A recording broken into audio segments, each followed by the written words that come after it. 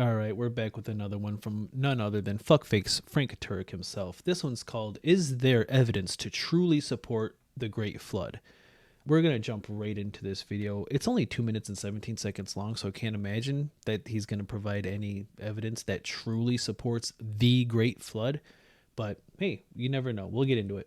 So in the patriarch section of the Bible, we hear what seems to be almost rather hyperbolic and grand explanations of these stories, beginning with the ages of the fathers to the flooding of the whole earth and the filling of a huge ark with two of every animal. So my question is, what is your view of these stories? Are they more on the side of Moses speaking to his people in language and story that they would know and help them to understand God's character, or is it literal? And if literal, murdering every single human being on earth, along with virtually not every, he saved a handful of people, and he only virtually every animal on earth, the absolute massacre of them does describe God's character pretty well.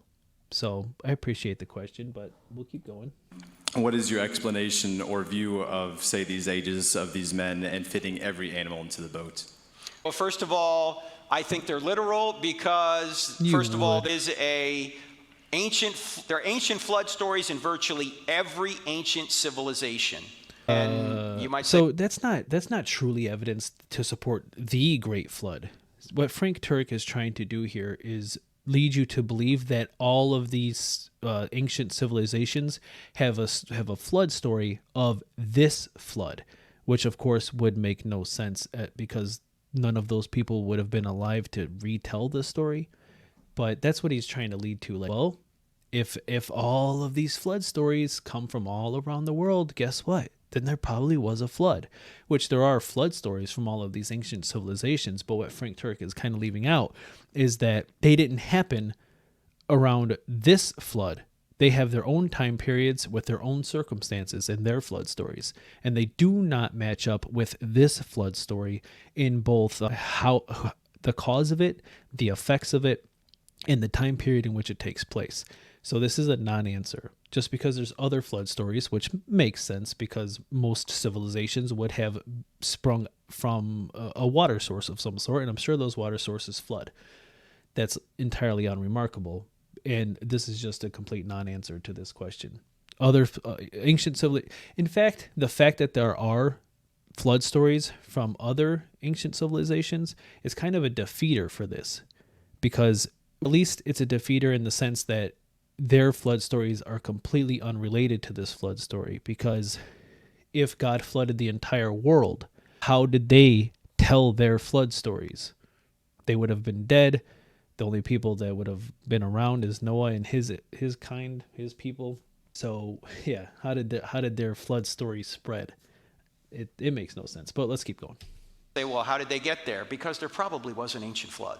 Secondly, he wraps it up there at the end. There probably was a ancient flood, but like I just went over it. It makes no sense. It's a non-answer. Let's keep going. The long lives of people, that actually is also testified in the Sumerian king list, which is probably one of the oldest civilizations. So another non-answer to the question. It's a non-answer to the title of the video. Is there evidence to truly support the Great Flood? It's a complete non-answer to that, but it's a non-answer to this question. Is there evidence to support people living for a long time? Because it's entirely unremarkable. It's boring. It's mundane that a civilization would say that its kings and its pharaohs and its emperors and its rulers and its warriors and whatever, the list goes on, and even its gods lived for thousands of years, millions of years, in some cases, complete immortality. That's boring. I believe it. I don't know the Sumerian kings list, but the fact that a group of people would say, hey, look at how long our kings lived. That probably happened.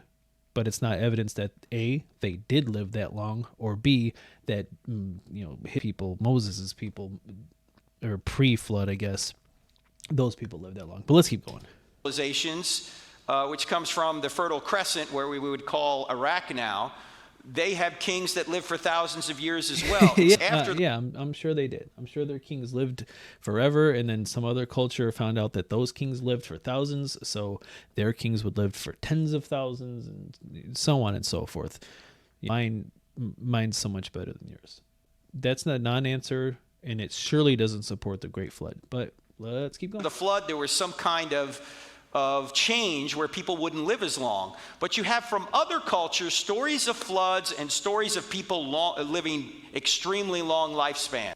Again, the stories of floods from other cultures is a defeater to this flood, because those people wouldn't have been around to tell their story had they actually died in God's great flood. So I think they're literal. And I think if you do the math, you can fit two of every kind on an ark. In fact, okay. Aside from that little computer graphic of random numbers, like you just did the math, do the math. Show me the math. Show me how this would possibly work with two of every kind. And it's nice that they have all of these animals, which it looks like there's about 50 of every kind. This right here and this right here is the same thing as this right here and this right here and this right here and this right here. That's a deer. Was it antelope? Deer. I don't know if it's a deer, but same animal, same animal, same animal, same animal, same animal, same animal, same animal, same animal, same animals. This is a terrible. What were they thinking showing this? But anyway, this is just a stupid thing. Show me the math. And it's nice to have all of these larger mammals and stuff like that, which I think would be physically impossible to fit all those on the ark, and keep the peace and clean up and feed them and water them, and just it would have been an astronomical task. But what about all the bugs? That thing would have been littered just everywhere. There would have been bugs everywhere. All of these animals would have been stomping all over all of the other bugs, simply because they would be everywhere. The scorpions, the caterpillars, ladybugs, turtles, anything that can't survive. I know some turtles can survive. I'm talking about the ones that can't survive in water, or was it tortoises? Whatever. All of these things. There's so many different species of animals, non-aquatic animals, that would have had to have been on this ark. It's mind-blowing. How many ants must have been on here? You need two of every kind, right? Well, there's different kinds of ants. So you would need two of each species of ant? Or, hey, did evolution actually happen?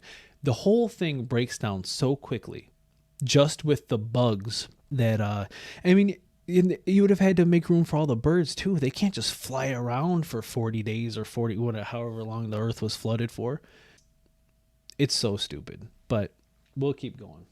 But yeah, you know what? I'll end that with show me the math. If you have, he says, if you do the math, we'll do the math. Show it, prove it. That'd be great. It hasn't been done. Let's keep going. In fact, there is an Ark expedition somewhere there in Kentucky, right? Is it Kentucky? Yeah. The Ark Encounter? So if you do the math, it can happen. Yeah. Now, what Christians argue over is, was this a universal flood or a local flood? And I'm not going to get into that now. That would take too long. I'm sure Christians do argue whether this was a universal flood or a local flood. But in the same way that Christians argue over how you get saved, over whether or not Jesus, there's so many things that Christians disagree on. So I'm sure that that's probably true. There's arguments on both sides.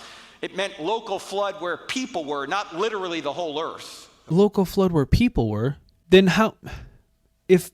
Okay, so he's saying like local flood where people were. So there were people everywhere.